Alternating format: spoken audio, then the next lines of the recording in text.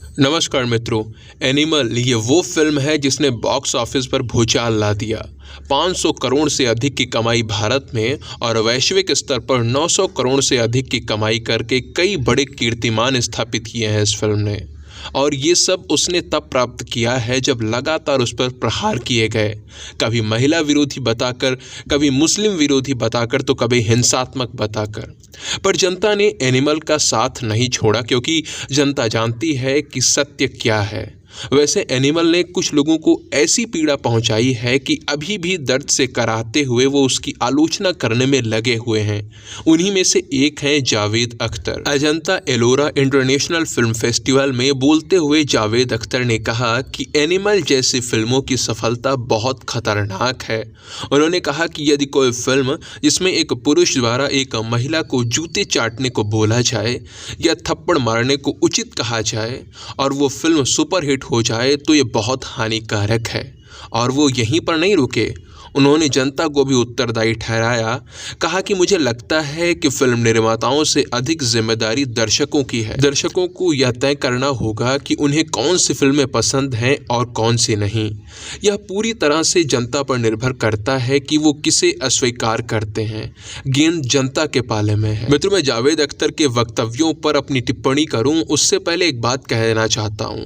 मैंने सदा ही कहा है कि सभी का अपना अपना मत है, सभी को प्रशंसा या आलोचना करने का अधिकार है, पर आलोचना या प्रशंसा जो भी हो वो तार्किक हो, यूं अनर्गल प्रलाप उचित नहीं। पर जावेद अख्तर ने ये जो भी बोला है ना, इसे अंग्रेजी में हिपोक्रेसी कहा जाता है और हिंदी में आप इसे पाखंड कह सकते हो, दोगलापन। और यही पाखंड हमें गदर और केरला स्टोरी के समय भी देखने को मिला था।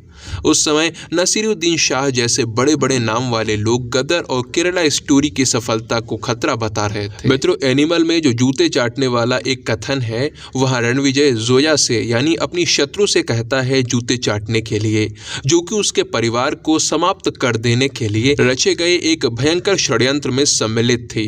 जब वो कहती है कि वो रणविजय को प्यार करने लगी है, षड्यंत्र से दूर है, तभी रणविजय उससे ऐसा कहता है कि चलो फिर सिद्ध करके दिखाओ। हालांकि वो चला जाता है, उसे ऐसा करने नहीं देता है। और वो जो थप्पड़ की बात है, थप्पड़ वो तब मारता है अपनी पत्नी को जब वो बार बार उसके पिता के लिए अपशब्दों का प्रयोग करती है, उनके मरने की कामना करती है। और रणविजय का पात्र अपने पिता के प्रेम में पागल है।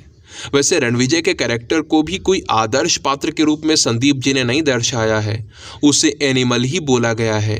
लेकिन फिर भी मैं एनिमल का बचाव नहीं कर रहा, ये नहीं कह रहा कि एनिमल की आलोचना नहीं होनी चाहिए। बिल्कुल उसमें कुछ कमियां हैं जिनकी आलोचना होनी चाहिए, लेकिन जावेद अख्तर जैसे लोगों के पास आलोचना करने का कोई नैतिक अधिकार नहीं है। जिसने भी एनिमल की आलोचना की है लगभग सभी पाखंडी हैं। मित्रों, जब संजू जैसी फिल्मों के माध्यम से महिलाओं को एक उपभोग की वस्तु, एक यूज एंड थ्रो का सामान दिखाकर सेलिब्रेट किया जा रहा था, तब ये सब कहाँ थे? तब इनमें से एक भी नहीं बोला क्या ये स्त्रियों का सम्मान हो रहा था उस फिल्म के अंदर? पठान जैसी फिल्में पाकिस्तान प्रेम परोसती हैं, आतंकी संस्था आईएसआई को अच्छा दिखाकर भारतीयों को ही आतंकी दिखाती हैं, तब इन्हें ज़रा भी दर्द नहीं होता। क्यों नहीं होता? क्या ये इनके एजेंडे को सूट करता है? ऐसी ही 50 फिल्मों के उदाहरण मैं दे सकता हूं जिनकी आलोचना होनी चाहिए थी, जो स्पष्ट रूप से महिलाओं का अपमान करती हैं, ना ही समाज के हित में है, ना ही राष्ट्र के हित में। पर उस समय ये सभी लोग चुप थे। आखिर किस लिए? मित्रों, ये चुप इसलिए थे क्योंकि कहीं ना कहीं उसमें एजेंडा था जो इनको सूट कर रहा था। फिर एजेंडे वाली फिल्मों में महिलाओं का अपमान हो या फिर कुछ भी हो, कोई अंतर नहीं पड़ता। और एनिमल इनके विचारों के बिल्कुल विपरीत है, इसीलिए उसकी आलोचना करने के लिए लोग दिन रात एक कर रहे हैं। मित्रों, इन्होंने टॉक्सिक मैस्कुलिनिटी की बात करी। अरे जावेद अख्तर जी, एनिमल विषैले पुरुषत्व को बढ़ावा नहीं देती, बल्कि उसे स्पष्ट रूप से खलनायक के रूप में दिखाकर उसका दमन करती है। अबरार हक एक विषैले पुरुषत्व का ही प्रतीक है।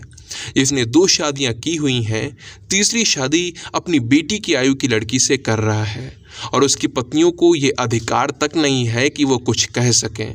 वो अपनी बीवियों से पशुओं जैसा व्यवहार करता है। वो सभी के सामने अपनी बीवियों के साथ में, अब क्या कहूँ, कोई बीवी ज़रा भी बोल दे तो जोर का थप्पड़ मारता है और उसके इन कार्यों को जस्टिफाई नहीं किया गया है, बल्कि वो एक खतरनाक खलनायक की तरह प्रस्तुत किया गया है। पर आपको अबरार हक में विशैला पुरुषत्व दिखा ही नहीं होगा, क्योंकि आप हर चीज हिंदू मुस्लिम के दृष्टिकोण से देखते हैं, इसीलिए आपको अबरार हक में विशैला पुरुषत्व नहीं दिखाई दिया। यदि अबरार हक की जगह उसका नाम कुछ और होता तो संभवतः आपको दिखता और आप प्रशंसा करते। अभी आपकी और आपके जैसे विचारों वाले लोगों की आंतरिक पीड़ा ये होगी कि एक मुस्लिम नाम वाले व्यक्ति को खलनायक कैसे बना दिया गया। यहाँ फिल्म फेस्टिवल में बात करते हुए जावेद अख्तर ने एक बात और कही। उनका कहना है कि गेंद जनता के पाले में है, जनता को तय करना होगा कि क्या गलत है, वो किसका समर्थन करेगी और किसका विरोध। मित्रों, आज इन्हें जनता के समर्थन और विरोध की बात याद आ रही है।